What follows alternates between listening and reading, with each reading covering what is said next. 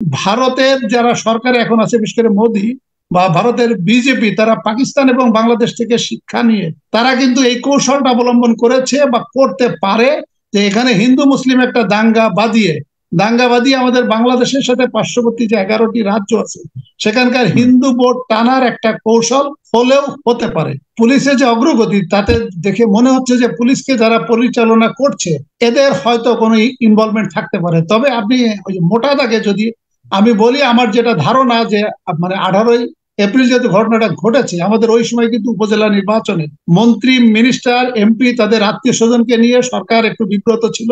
Even প্রধানমন্ত্রীর পক্ষ থেকেও কিন্তু বলা হয়েছিল যে এমপি মন্ত্রী মিনিস্টার তাদের আত্মীয় স্বজন উপজেলা নির্বাচনে যোগ দিতে পারবে না, যদিও প্রধানমন্ত্রীর এই বক্তব্য ছিল বেআইনি এবং অসাংবিধানিক।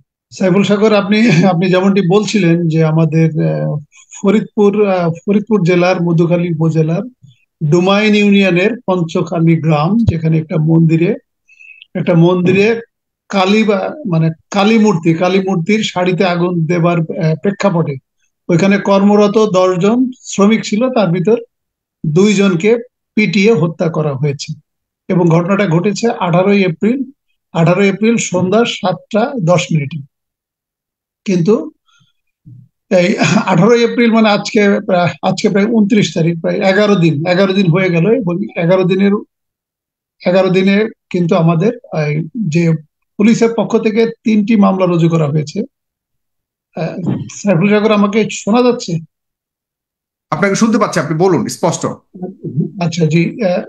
এখানে পুলিশের পক্ষ থেকে মামলা রুজু করা হয়েছে, 3টি মামলা রুজু করা হয়েছে। বাট আজকের পর্যন্ত আমরা যেটা খবর জানি যে সেখানে একজনকে আটক করা হয়েছে এবং এই আসামিদেরকে আটক করার জন্য বিশেষ করে ইউনিয়ন পরিষদের চেয়ারম্যান এবং ওয়ার্ড মেম্বার অজিত কুমার বিশ্বাস তাকে আটক করার জন্য জেলা প্রশাসনের পক্ষ থেকে পুরস্কার ঘোষণা করা হয়েছে।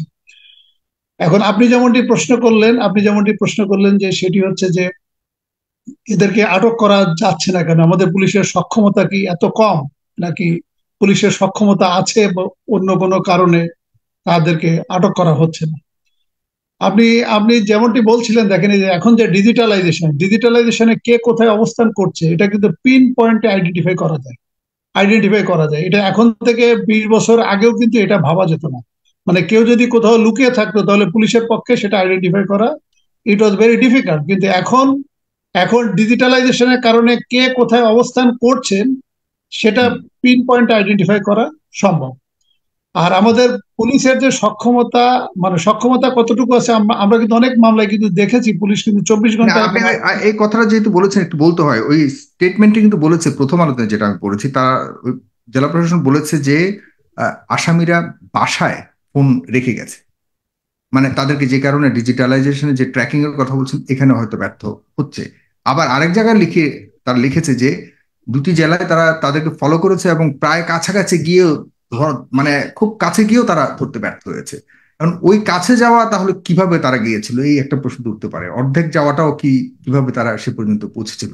জি, আমাদের এখন যে পুলিশ বাহিনী কিন্তু যারা লুকিয়ে থাকে পুলিশের পক্ষ থেকে তারা কিন্তু কম বেশি কিন্তু ফোন কিন্তু রেখেই যায়। তারপরেও কিন্তু তাদেরকে আটক করা যায়, কারণ তারা কিন্তু কারোর না কারোর সাথে যোগাযোগ করে। তার ওয়াইফ, তার স্ত্রী, তার ছেলে মেয়ে, তার আত্মীয়, তার রাজনৈতিক নেতা, তার পুলিশের এসপি, পুলিশের ওসি, সবার সাথে কোনো না কোনো ফর্মে অন্য অন্য মোবাইল দিয়ে হোক, অন্য কোনো ভাবে কিন্তু যোগাযোগ করে। সেইভাবে কিন্তু পুলিশ ট্র্যাকিং করে এদেরকে কিন্তু আইডেন্টিফাই করে। আপনার হয়তো খেয়াল থাকবে, আপনার আপনার যখন সর্বহারাতে যখন উত্থান হয়েছিল তখন আমি কিন্তু রাজশাহীতে কর্মরত ছিলাম 2007-8 সালের দিকে। ওখানে কিন্তু সর্বহারা কিন্তু পুলিশের উপর আক্রমণ করে 4-5 জনকে হত্যা করেছিল। এবং ওদেরকেও কিন্তু ওই গ্রুপটাকেও কিন্তু আমরা 7 দিনে কিন্তু আটক করতে পেরেছিলাম। এবং ওই টিমের সাথেও কিন্তু আমি জড়িত ছিলাম। আমরা কিন্তু 7 দিনে কিন্তু আটক করতে পেরেছিলাম। তাদের কাছে কিন্তু কোনো মোবাইল ছিল না।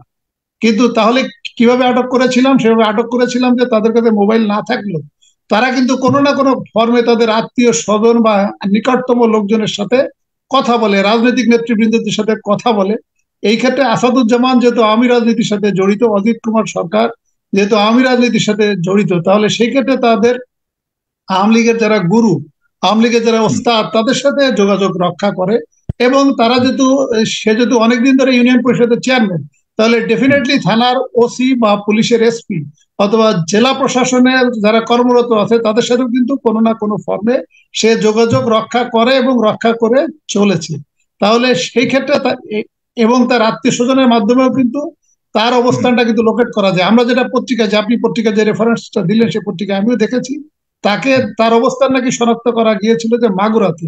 পরে যখন পুলিশ সেখানে হানা দিয়েছে, তারপরে সে যশোরে চলে গিয়েছে। তাহলে পুলিশ যেহেতু যশোর পর্যন্ত যেতে পেরেছে, তার মানে যশোর থেকে সে কোথায় ঘোরাফেরা করছে এটিও পুলিশের কাছে খবর থাকার কথা। তবে যদি বিষয়টা যদি এমন হয় যে যশোর যেহেতু আমাদের ইন্ডিয়ান বর্ডার এলাকা, ওই বেনাপোল, যশোর থেকে বেনাপোলে যেতে কিন্তু বেশি সময় লাগে না।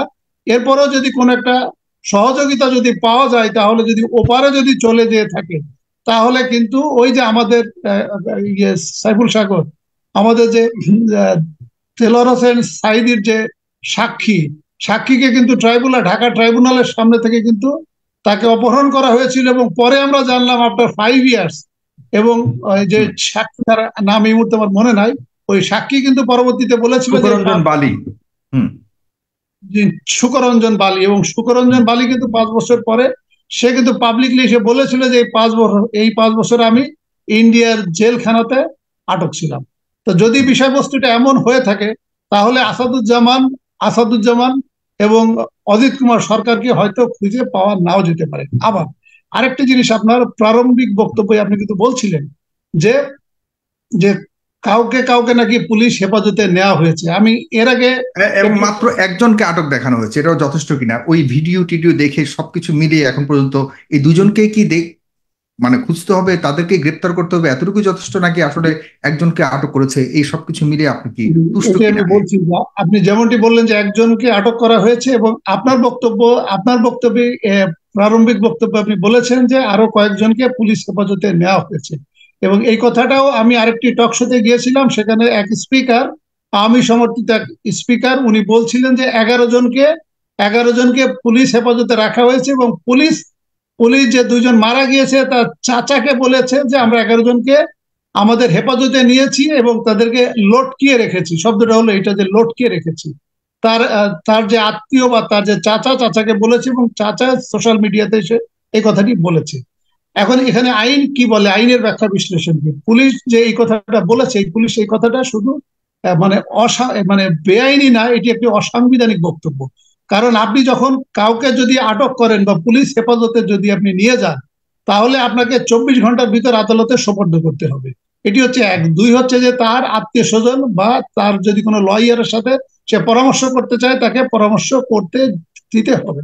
এবং তাকে আমাদের যে কোড অফ প্রসিডিউর, এটা তাকে কনসাল্ট করার সুযোগ দিতে হবে, এবং তাকে কি কারণে আটক করা হয়েছে সেটাও তাকে বলতে হবে।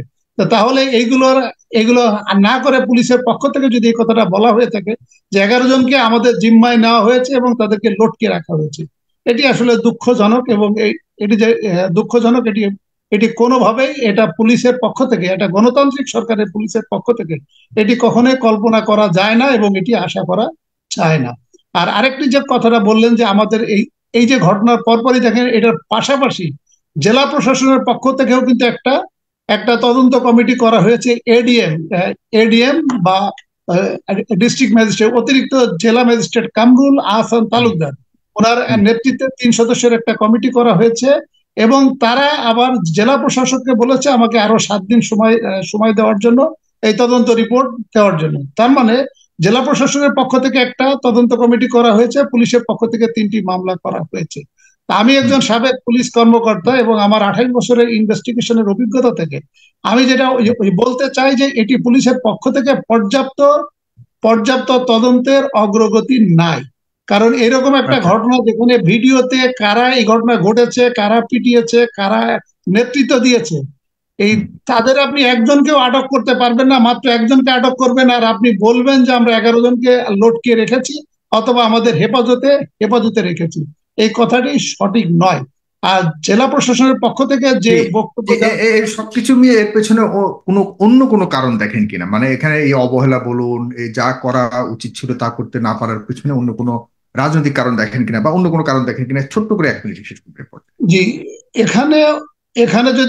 এখানে যদি পুলিশের যে পুলিশের যে অগ্রগতি তাতে দেখে মনে হচ্ছে যে পুলিশকে যারা পরিচালনা করছে এদের হয়তো কোনো ইনভলভমেন্ট থাকতে পারে। তবে আপনি ওই যে মোটা দাগে যদি আমি বলি, আমার যেটা ধারণা যে মানে 18 এপ্রিল যেহেতু ঘটনাটা ঘটেছে, আমাদের ওই সময় কিন্তু উপজেলা নির্বাচনে মন্ত্রী, মিনিস্টার, এমপি তাদের আত্মীয় স্বজনকে নিয়ে সরকার একটু বিব্রত ছিল।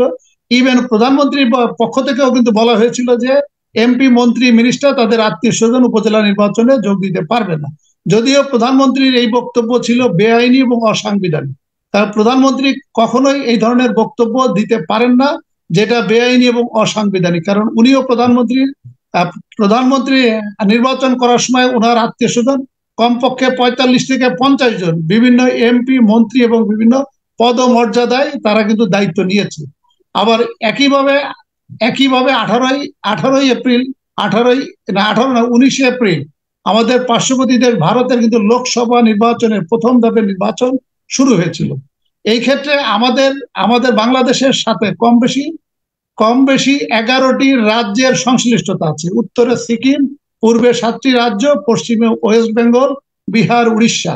এবং এই 11টি রাজ্যে কম বেশি কিন্তু বাঙালি বা বাংলা ভাষায় কথা বলে এরা কিন্তু আছে। এবং এদের ক্ষেত্রে যে ভারতের লোকসভা নির্বাচন যেহেতু শুরু হয়েছে এবং ভারতের যারা সরকারে এখন আছে, বিশেষ করে মোদী বা ভারতের বিজেপি, তারা পাকিস্তান এবং বাংলাদেশ থেকে শিক্ষা নিয়ে তারা কিন্তু এই কৌশলটা অবলম্বন করেছে বা করতে পারে যে এখানে হিন্দু মুসলিম একটা দাঙ্গা বাঁধিয়ে আমাদের বাংলাদেশের সাথে পার্শ্ববর্তী যে 11টি রাজ্য আছে সেখানকার হিন্দু ভোট টানার একটা কৌশল হলেও হতে পারে। আর আরেকটা হচ্ছে যে আমাদের যে উপজেলা নির্বাচনের অ্যাটেনশনটাও একটু ডাইভার্টও হলো। এক ঢিলে দুই পাখি মারাও হতে পারে। কারণ ভারত যেহেতু ভারত যেহেতু আওয়ামী লীগকে একটা অবৈধ বা অসাংবিধানিক প্রক্রিয়ার মাধ্যমে 15 বছর ধরে ক্ষমতায় রেখেছে, এখন ভারতের প্রতিহত বাংলাদেশের একটা প্রতিদান থাকতে হবে। তো যদি এইরকম যদি হিসাব নিকাশ হয়ে থাকে যে আমি তোমার জন্য এত কিছু করলাম, তোমার 15 বছর পাওয়ার কন্টিনিউ হয়ে গিয়েছে, তুমি পরবর্তী টার্মে গিয়েছো আর আমরা 2 টার্ম অতিক্রম করলাম, আমাদেরকে একটু সহযোগিতা করো, সেই সহযোগিতার অংশ হিসেবে এটি হতে পারে কিনা সেটি হয়তো বিচার বিশ্লেষণ করলে হয়তো বোঝা যাবে। কিন্তু আমি বলবো না যে এটা ইনভেস্টিগেশন করলে বোঝা যাবে, কারণ ইনভেস্টিগেশনটা নিয়ন্ত্রণ করছে, সুপারভাইজ করছে সরকার, তারা নিজেরাই। এবং সরকার যদি এর সাথে জড়িত থাকে তাহলে আপনি ইনভেস্টিগেশনে আমি যে ব্যাখ্যা বিশ্লেষণ দিলাম এই ফলাফল আসবে। ধন্যবাদ।